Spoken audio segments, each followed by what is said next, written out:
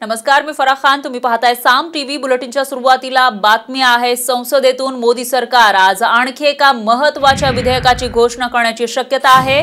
भाजपनं आज आपल्या खासदारांना सभागृहात हजर राहण्यासाठी व्हीप जारी केलाय. खासदारांनी राज्यसभेमध्ये उपस्थित राहावं आणि सरकारच्या भूमिकेचं समर्थन करावं असे निर्देश देण्यात आले. तर भाजपच्या या आदेशानंतर चर्चांना उधाण आलेलं आहे. दरम्यान 2 दिवसांआधी मंजूर केलेल्या कृषी विधेयकावरून विरोधकांकडून गोंधळ सुरू असताना आज राज्यसभेत मोदी सरकार कोणती घोषणा करणार याकडे सगळ्यांचं लक्ष लागलंय.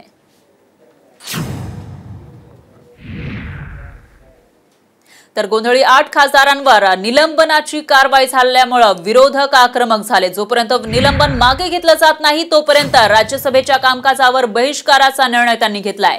राज्यसभेतील विरोधी पक्षनेते गुलाम नबी आझाद यांनी सभागृहामध्ये बोलताना ही माहिती दिली आहे. दरम्यान सभापती व्यंकय्या नायडू यांनी विरोधी पक्षांना आपल्या निर्णयावर फेरविचार करण्याची विनंती केली. तर राज्यसभेत कृषी विधेयकावरील चर्चेदरम्यान विरोधी पक्षाच्या खासदारांकडून वेलमध्ये उतरून घोषणाबाजी करण्यात आली. नियमपुस्तिका फाडण्याचाही प्रयत्न करण्यात आला.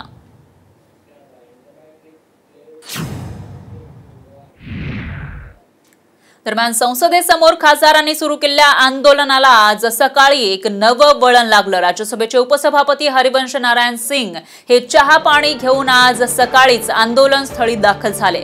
हरिवंश यांनी आंदोलनकर्त्या खासदारांना चहा पाजून स्वतः उपोषणास सुरुवात केली. 2 दिवसांमधील राज्यसभेत घडलेल्या घडामोडींमुळे व्यथित होऊन राज्यसभेचे हरिवंश यांनी 1 दिवसीय उपोषणाचा निर्णय घेतलाय. याबाबत त्यांनी सभापती व्यंकय्या नायडू यांना पत्र लिहून माहिती दिली.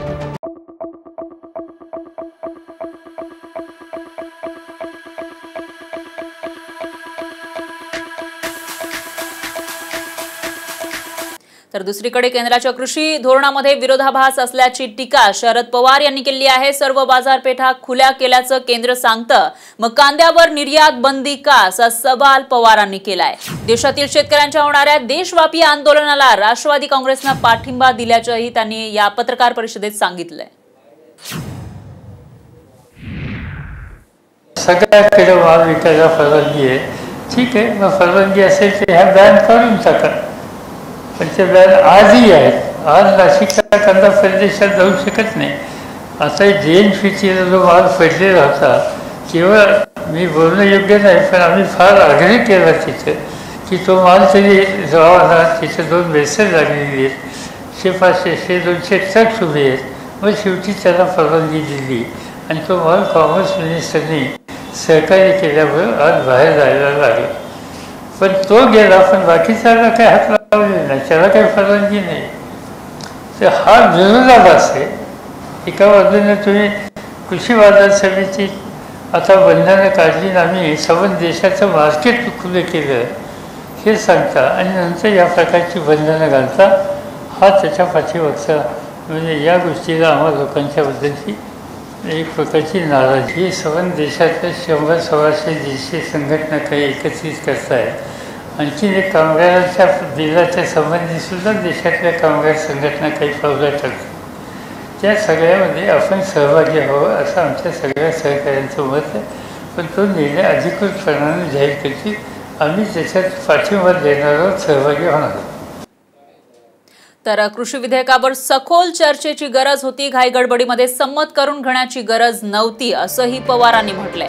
या प्रकरणी विरोधी पक्षातील खासदारांना पाठिंबा देण्यासाठी आज दिवसभर शरद पवार अन्नत्याग आंदोलन करणार आहेत. सदस्यांनी अन्नत्याग केलाय कालपासूनचा हे आम्हाला आज कळलं. तर त्याच्यात पाठिंबा देण्याच्यासाठी आज मी स्वतःही संबंध अन्नत्याग अन्न घेणार नाही आणि सदस्यांना त्याच्यात सहभागी होण्याच्या संबंधीची भूमिका घेतली. दरम्यान मराठा आरक्षणावर सुद्धा शरद पवार यांनी आपलं मत मांडलेलं आहे. मराठा आरक्षण टिकलं पाहिजे ही राज्य सरकारची भूमिका असल्याचं राष्ट्रवादी काँग्रेसचे अध्यक्ष शरद पवार यांनी स्पष्ट केलंय.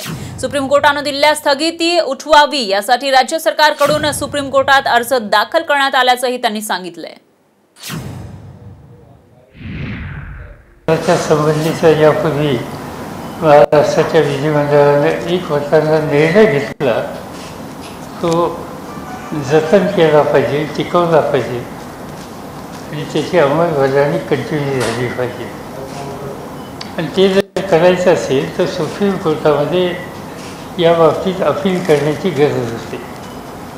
आणि त्या संदर्भात गेले 2 दिवस मी इथं राज्याचे मुख्यमंत्री, राज्याचे अन्य मंत्री या सगळ्यांशी विचारविनिमय करतो. काही कायदेशीर जाणकारांशी सुद्धा विचारविनिमय केला. आणि आपण आज छापलं आहे की काल राज्य सरकारने सुप्रीम कोर्टामध्ये अपील दाखल केलेले आहे.